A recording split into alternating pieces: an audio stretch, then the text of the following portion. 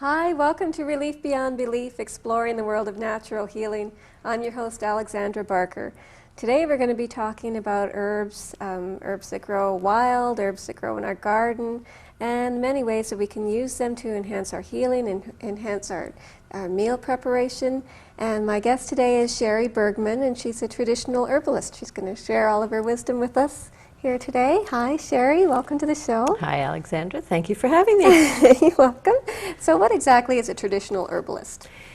A traditional herbalist is someone who doesn't necessarily have a degree or a diploma or certificate in herbalism, but is someone who has studied natural herbs over the years, has studied with a variety of herbalists and healers, and knows enough to call themselves a natural or a traditional herbalist. So essentially, that's the long and short of it. How long have you been studying or working with herbs?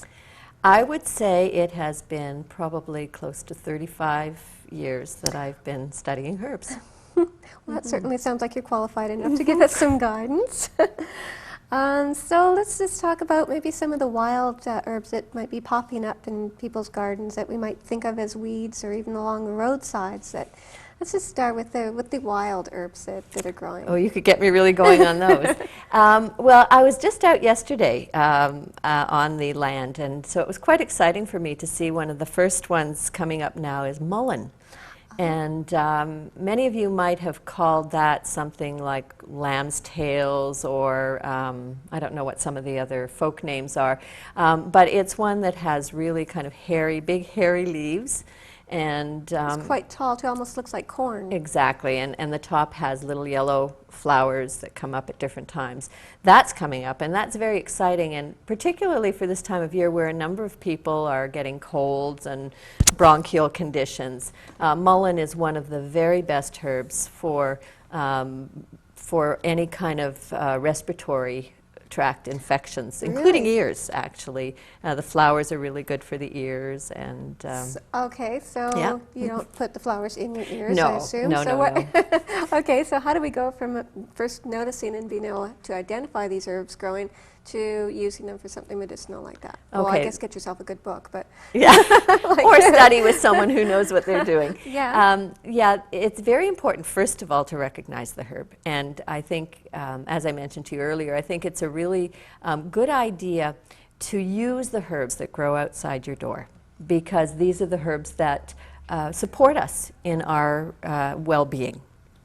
So once you've recognized it, what do you do with it? Well, at this time of year, I wouldn't necessarily start picking it yet, because it's just starting to get its energy into the leaves. And it's the whole upper part of this particular plant that we use. So I would wait until the leaves are starting to green. And at that time is a really good time to pick the leaves to use them. And what you do then is you can either make a tea, where you just boil some water and pour it over the leaves. And I would squish the leaves a bit so the juices start to flow, so the hot water can get into so it. They don't have to be dried. You They can do just not pick have them to be and turn them dried. into tea. It's that easy. And most herbs you can do that with. There are a few that you have to wait until they're dried, and others that you can use fresh or dried, either way. And then you can either make a tea, as I said, and drink it. You can make a tincture, which is a mixture with alcohol, and then you take it by dropperfuls, and that's a medicine. You use it as a medicine. And you can also use it in a bath, so you can have it go through the pores of your skin and heal you that way. And then there are different parts of the plant that can be used as well. So once the plant has set up the flower, then you can begin to use the flower as well. And what I do with the flower is I would soak it in warm oil and then drop drops of that oil into the ear for ear infections and things like that. Oh. So, you know, that particular plant has many uses, and at different parts of its growing, at different times of its growing season. Oh, that's really interesting. Yeah, it's really neat. Yeah. Oh, well, anything else that's coming up right about now besides mullein that you may have noticed? Well, I did notice cedar, and a lot of times people don't realize that it's not just little low-growing plants that are herbs, but trees are also herbs. And cedar is one that's used in a variety of ways as well.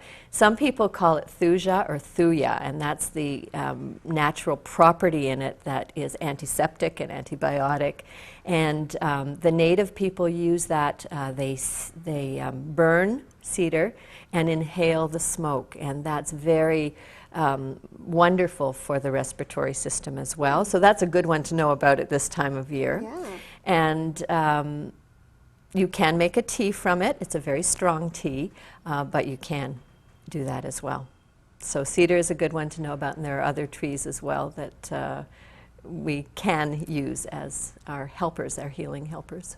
Well, what about some that I know this time of year a lot of people like to do a cleanse, like an internal cleanse, and teas are a good way to do that. Any suggestions in that area? Oh, that brings me to my very favorite herb, and I haven't seen it growing yet because I haven't really walked around our property. But dandelion is the very best spring tonic. And I know that so many people try to kill the dandelion. And I often do a whole talk. Dandelion. Yes, yes. I often do a whole talk on the dandelion because I feel that it is maligned, incredibly maligned. And if we could just look at the plant, see how strong it is, see that even after we try our best to kill it, it still pops up somewhere. If we can look at that strength and say, how can I use that power to help me? Or how can I take advice or gain knowledge from that power? So the dandelion is a wonderful spring tonic, and many European civilizations have been using it for years. They go out and pick it, mainly Italian families. You'll find people out in the early spring picking the dandelion greens, and they put it in salads. And so the greens, the early greens, are good as a spring tonic. It's also a toxin cleanser. So it cleans all the toxins out of our bodies. Oh, that's and so it's particularly good for liver and kidney conditions. Now, would this be as the salad, in the salad form, eating the greens? In the salad form, it would be fine, but again, you can make a tea from the leaves. Same method? Wouldn't have to dry same it? Method. Just pour boiling water Exactly. over top? Yep. They are now cultivating dandelion, and you can go to supermarkets and you can buy dandelion greens, and you can use them like spinach. However, I feel that the wild ones are still better for us because what's happened is the wild ones have fought to survive. They really gain a lot of strength from that fight to survive, whereas the cultivated ones have been pampered. So I don't think they have quite the same medicinal value. They may be good nutritionally, but they don't have the medicinal value. The reason that they're good nutritionally is that the dandelion root goes very, very deep. And when it goes deep, it draws up all the nutrients from, the deep depths of the earth. So all the minerals and things like that makes them very nutritional. Oh. So that's good to know that about. long taproot that is the bane of any gardener who's tried to get Exactly, exactly. It's the same reason they're good for us. Oh, exactly, yeah. So you can use the roots the same way, but the roots would be used at a different time of year. So actually, right now is a good time to use the roots. If you can see little tiny greens coming up, now would be the time to dig the root because still most of the energy is in the root. Okay, and how do we access that? Is that again with the teas? Teas, or you can actually make what they call a coffee substitute. And that's done by roasting rather than just drying, you can roast the root. And then it becomes a little more full-bodied, and it becomes more like a coffee drink or a coffee substitute. Isn't that interesting? Yeah. And then with the dandelion as well, it has multiple uses over its time lifespan as well, because the stem, if you have a whole field of dandelions, and I think this is so wonderful, I love this story, and the dandelions have those long stems, you can use it as a spaghetti substitute. And what you do is you boil it in 2 waters, because if you've ever picked dandelion, you'll know that it has like a milky substance, and that's latex, and that's a bit bitter. So you boil it once in water, and then you throw out that water, boil it again, and put your favorite spaghetti sauce on it. And so if you are gluten intolerant or wheat intolerant, it's just a wonderful way to compensate for it. So that's the stem. And then, of course, many people have heard of the wonderful dandelion wine.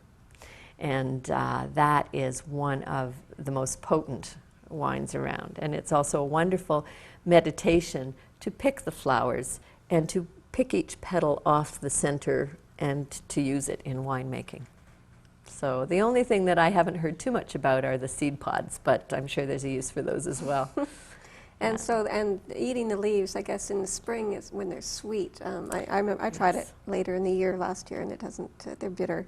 Exactly. They're really not very pleasing. The idea is to get them as little as you can. However, the one thing that we do need in our diets is bitter. In our North American diet, we don't eat enough bitters, and our gallbladder, particularly our gallbladder and stomach, really do need the bitters for digestive purposes. And there are cultures that drink bitters before a meal to help with digestion. So dandelion would be another good alternative for getting those bitters in. And you could put just a few in the salad, but it's good to have. Yeah. Just get used to the taste and just cultivate a taste for it, I suppose. Exactly. Okay, well, let's talk about, speaking of cultivating a taste, some of the ways we can use herbs to enhance just our meal preparation, and in that way getting the minerals and the vitamins, the trace minerals and vitamins, and the flavor. That's just incredible. So let's talk about, maybe people might be inspired to start a little garden, kitchen herb garden just outside their door where it's readily accessible. That's just, any thoughts on that, other than your chives, some good basics, basil? Right. Well, I think that the interesting thing that I discovered, actually not too many years ago after many years of studying, was that virtually all of the herbs that are used for cooking, all of the culinary herbs, are digestive herbs as well. So I think that that's a really interesting thing to take note of. And I know that many people do have herb gardens, but they don't know how to prepare the herbs or use the herbs, so they just let them get overgrown and die back. So I wouldn't say that I'm necessarily the expert on the nutritional aspect, but certainly how to use them and prepare them and dry them and preserve them is what I can share at this time. That would be great, because that's certainly something that you read conflicting things, where they should be, some books will tell you to freeze the herbs and just use them fresh, others they should be dried upside down, and so for a novice it's kind of just good to know. What do you recommend, or does it vary from plant to plant? It does vary from plant to plant, so you can't give a real generalization. Some herbs do very well freezing, and they actually do much better freezing because it maintains their color and their taste much better. So for instance, dill is a good one to freeze. And what I do is I usually just chop the leaves off the main stalk. You can even put the main stalk in, because a lot of people like that for soups. But I often just take the leaves and the flower tops and stick them in a freezer bag and shut, what do they call it, vacuum pack it, and stick it in the freezer. And then just whenever I need it, I take out a clump, chop it up, and put it in almost anything. I like it in chicken soup. I like it in egg salad and potato salad, and of course dill pickles. and I use it either fresh or frozen that way. And parsley is another one that's really good just to include in everything, just because of the... Hi, you're watching Relief Beyond Belief, and we're talking with Sherry Bergman, a traditional herbalist, and we're just going to continue talking about all the different ways we can use herbs to enhance our life. So, Sherry, what about maybe some other more traditional herbs that I know everybody seems to have lavender growing in the garden, and that's a favorite of mine because it just smells so wonderful and has so many uses. So. Well, it certainly does, and there are many varieties too. It's really quite wonderful. Now, in most of the books that I've read, it says to use only the flowers. But I like to have the leaves as well, and I love to make a tea of the leaves. I've never tried that. It's not quite as strong, but it does have the medicinal effects of lavender, which are relaxing, sedative, mild sedative, nervine, good for headaches. And not for everybody. I think this is actually, maybe I'll just stop right here since we're talking about lavender, because oftentimes we make generalizations about herbs. And I think that it's really important to appreciate that just as different people interact differently, herbs interact differently with different people. And so we can say, in general, lavender is wonderful for headaches. It works magic. And then you'll have somebody that says, lavender gives me a headache. Yeah, and I've heard that too. So we do have to be very careful. And so, when I say what I'm saying, it is not good for everyone, and each person needs to find their own connection with herbs. And I think as you grow them and start to use them and live with them and preserve them, you begin to have your favorites. So, you know, it sounds like a lot of people are getting turned on to lavender, and it is a wonderful herb because you can use the oil. You can make an oil out of it. You can dab it behind your ears and on your forehead and behind your neck, and for many people that works for headaches. A lot of people throw it into their bath and soak in it. I love lavender shortbread. It's wonderful. I was actually going to bring some for you to taste. Well, next time I see you, it would be a pretty cookie. yeah. Does it retain any of the color? It does. It does. It Oh, has that would little be- purple specks through Oh, it, that'd be so and pretty. it's quite lovely. I got my recipe from Rivendell Herb Farm, so I'll give them credit for that. But there are other herbs that you can use in that way as well. Lemon balm is another one. I'll go that one. So you can make an oil of lavender, you can make a tea of lavender, you can make a tincture of lavender, like I was mentioning before. And when you make tinctures, I like to teach people how to do it, but you can do it quite easily by simply soaking the herb in good quality alcohol that you like to drink. It has to be a drinking alcohol. And I use brandy because I like brandy. And then you just take it by the dropper full as you need it. So if you have a tendency towards headaches and you know that lavender is a good one for you, then you could take it as a medicine in that way. That's quite something. Yeah. Okay, so that's, and how about another more popular herb that, I'll leave this up to you. You might have some others you can think of that people might want to try, or maybe a more unusual way. That's certainly unusual to put it in your shortbread and use as cheese. Any other that leaps to Unusual mind? ways, eh? Well, Or another oftentimes, with lavender particularly, since we're still sort of there, we haven't really moved on, I made a wreath out of lavender. Oh, And you can hang it in a place like in a cupboard or in a hallway so that when people brush by it, they just get the fragrance. that's nice. And I think with that, I'd like to mention that herbs are not just used internally as medicine, because when you go out and look for them, and wildcraft herbs, that's what it's called when you go and pick herbs in the wild. It's called wildcrafting. When you wildcraft, you are going out in search. It's like a meditation. It's very healing to be on the land. I've taken people on herb walks and they have a sense of peace. So that's healing. When you begin to cultivate the herbs and you have them growing in your garden, you gain appreciation of their beauty by watching them grow. You pinch the leaves, you inhale the aroma. That's healing. Then you watch it grow to its full potential. You dig it up, you preserve it. That's healing. You know, so each step of working with herbs is a very healing process. And then if you can begin to start preserving, which I think is another very important part, because I think the idea that we have to learn how to use what we grow is very important, because people do have wonderful herb gardens and then they say, well, I've got all these herbs, but I don't know what to do with them. Yeah. So I think learning how to preserve them is very important. So drying is one way, and we talked about freezing just before. Drying is another way, and what I tend to do is I tend to chop off the herb at ground level, tie it up in enough bunches that the air can still go through, and I put an elastic and a twist tie, and then I'll put it on a hanger or I'll put it on an old clothes drying rack. Very important to keep it in a dry, airy place with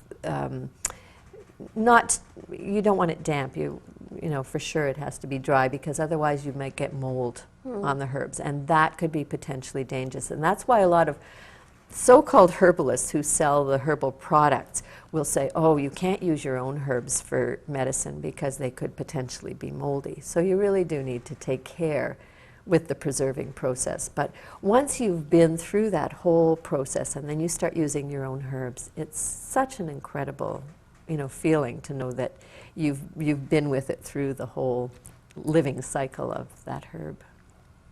Yeah, and just you know, it just really does enhance your meals so much. Just the flavor is incredible, and you don't go back once you've used some of your fresh herbs. It just makes such an incredible difference.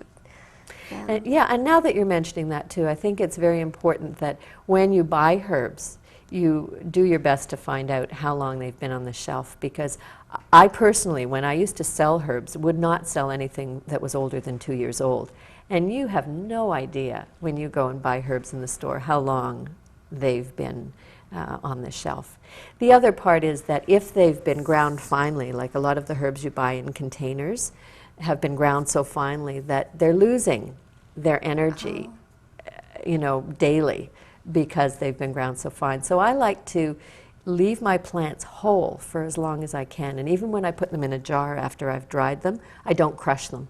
I put them in whole, and I only crush them when I'm going to use them, so that that freshness, that fresh flavor that you're talking about really comes through when you do it that way. And what do you use to crush them with? Is there any particular, do you have one of those?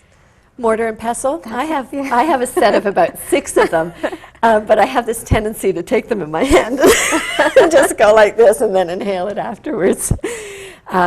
I do have a little porcelain mortar and pestle that I use quite often, but my grandmother gave me a brass one, and I have a wooden one that I've got from a friend, and I just bought a beautiful one for my daughter in Mexico. That's an old, it looks like an antique. It's called a molocate, and you can use that for grinding herbs. But I still like that feeling of grinding them right in my hands. Oh. So. Yeah, and just the aroma, it just is just so wonderful as you go through your garden, even just to walk by and brush against your lemon balm or your lavender and everything just smells so wonderful, and all the different mints, and so you could really make all your own teas. And I do, and I can never understand why people who have mint growing in their garden go to the store and buy mint tea bags. It's beyond me. And they say, oh, can I use it just like that? And yes, you can. Well, I remember a comment you made when we first met, that you said how you like to show people really how rich they are with just with what's growing right outside the door, and it really does give you just such a sense of abundance to see what's growing naturally, and it's just right there. You just have to take notice of it and put it to use.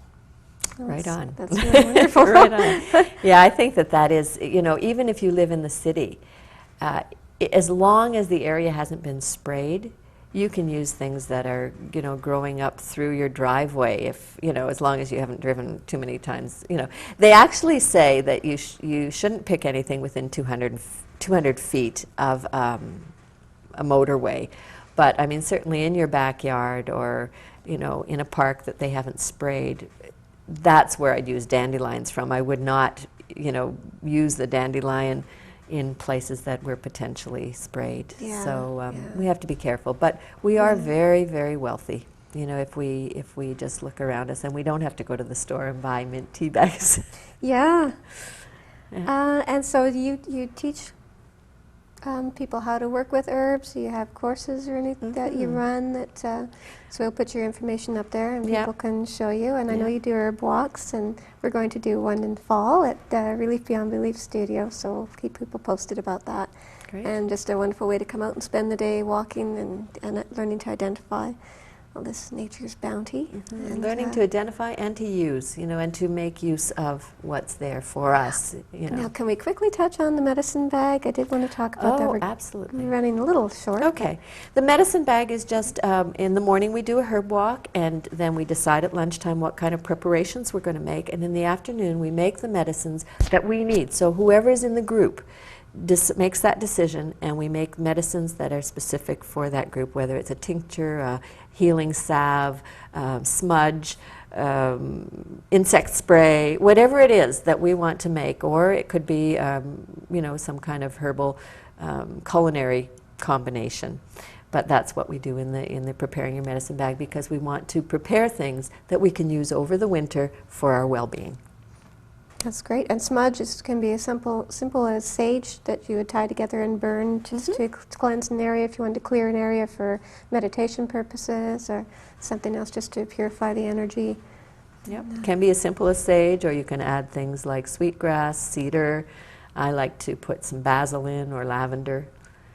So they all have their purposes and their reasons. Yeah. Well, that sounds like it'd be really interesting courses that you offer there, and So, and I just wanted to tell people this is actually a really good book. We can just maybe show people if they're looking to increase their knowledge. It's by David Hoffman. It's called The Holistic Herbal. And it's really a very nice book. It shows photographs of the different herbs, and it's a good guide for the different uses of herbs. Yeah, available at your library if you just wanted to bone up a little bit and see what you wanted to. But I still, maybe it's just my, my bent, I still believe that you need to study with someone, because I think that there's an aspect of learning with another person rather than just looking in the book and seeing a picture. Yeah, So and I think that's often the case. Yeah. It's just, from someone who